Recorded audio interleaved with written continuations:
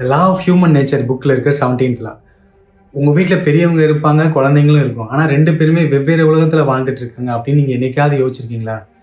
பெரியவங்க அடிக்கடி சொல்லிகிட்டே இருப்பாங்க, நாங்களாம் அந்த காலத்தில் 10 கிலோமீட்டர் ஸ்கூல் நடந்தே போய் படிச்சுட்டு வந்தோம் அப்படின்ட்டு. இப்போ உள்ள பசங்க அதை கேட்கும்போது ஏன் அவங்க கூகுள் மேப் யூஸ் பண்ணல, ஏன் அவங்க உபர் யூஸ் பண்ணி ஆட்டோவில் போகல அப்படின்ட்டு. ஸோ இதுக்கு பேர் ஜென்ரேஷன் மயோபியா. ஒவ்வொரு ஜென்ரேஷனும் இந்த உலகத்தை அவங்களோட கண்ணோட்டத்தில் மட்டும்தான் பார்க்குறாங்க. நீங்கள் டிக்டாக்ல டான்ஸ் பண்ணுறது பார்க்கும்போது பெரியவங்களுக்கு ரொம்ப வியர்டாக இருக்கும். ஏன்னா அவங்கள பொறுத்த வரைக்கும் டான்ஸுங்கிறது ஸ்டேஜ் பர்ஃபார்மன்ஸ், இல்லைன்னா மூவியில் பார்க்குறது மட்டும்தான்.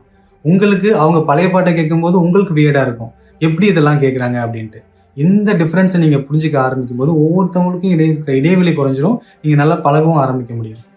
ஸோ நீங்கள் அவங்களுக்கு டிக்டாக் பண்ணவும் சொல்லித்தரலாம், அவங்கள்ட்ட நீங்கள் எப்படி பழைய பாட்டை கேட்குறீங்க அப்படின்னு கேட்டும் தெரிஞ்சுக்கலாம். யாருக்கு தெரியும், உங்களுக்கு பழைய பாட்டு மேபி பிடிக்கவும் செய்யலாம். இங்கே மாரல் என்ன அப்படின்னா, ஒவ்வொரு ஜென்ரேஷனுக்கும் அதற்கென்று ஒரு குணாதிசயம் இருக்குது. அதை நம்ம புரிஞ்சிக்க ஆரம்பிக்கும் போது வாழ்க்கை ரொம்ப சிறப்பாக மாறும். அடுத்த முறை இந்த உலகத்தை வேறு ஒருவர் கண்ணால் பார்க்க முயற்சிங்க. நீங்கள் அற்புதமான உலகத்தை காண்பீங்க. வீடியோ பார்த்ததுக்கு நன்றி. வணக்கம்.